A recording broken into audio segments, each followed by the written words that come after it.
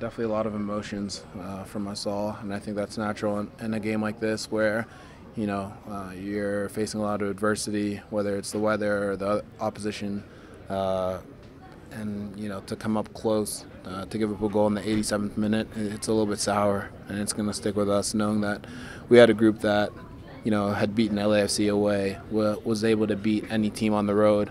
To come up short in this game hurts because now we didn't give ourselves the opportunity to take down Seattle and what would have come after. There was a stark difference between the first and the second half, and you guys started immediately after halftime and got a goal within, a minute and a half. What was it like in the locker room at halftime? Yeah, I think we definitely addressed that the first half wasn't good enough.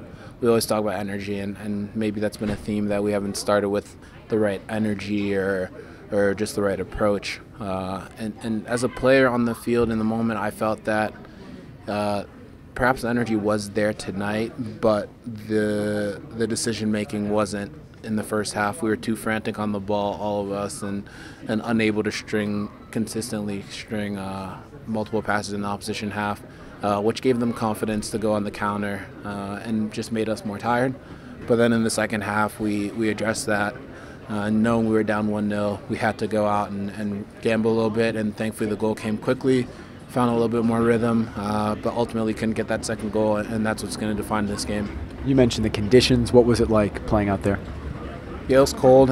Wasn't our coldest game or snowiest either, but I do think that they played a role in the first half. Obviously, both teams on the same field, playing under the same conditions, but that wind was coming against us pretty hard in the first half, and we didn't adjust it as well as RSL took advantage of that momentum by playing some dangerous long balls and running onto those. And again, in the second half, we knew that'd be our turn, and we took good advantage of it at the beginning and tried to carry it on, but it wasn't easy.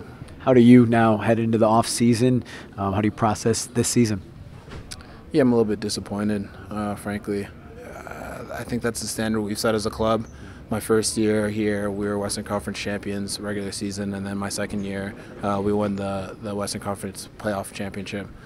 So the culture that I've seen at this club, from the leadership, from the top guys, that they've set, it's just such a high standard. So naturally, you're going to feel disappointed to lose in the first round of playoffs. And again, there's two sides to that coin, and we're a strong team, a team that's meant to win championships. So it makes sense that we're disappointed.